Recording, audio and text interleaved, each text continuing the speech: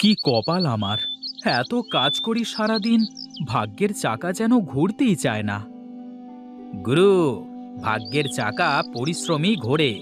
আমার তো এর বাইরে কিছু জানা নেই। হ্যাঁ, ওই একই কথা তো সবার মুখেই শুনি।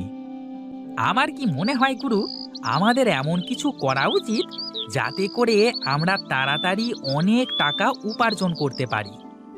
কি এমন কাজ? কি কাজ করলে অল্প সময়ে বেশি টাকা পাওয়া যাবে? আরে কি যে বলো গুরু, তুমি হলে আমার গুরু। তুমি যদি আমার কাছে প্রশ্ন করো তাহলে কি হবে? মাথা তো কাজ করে না রে পাগলা, কি যে করি।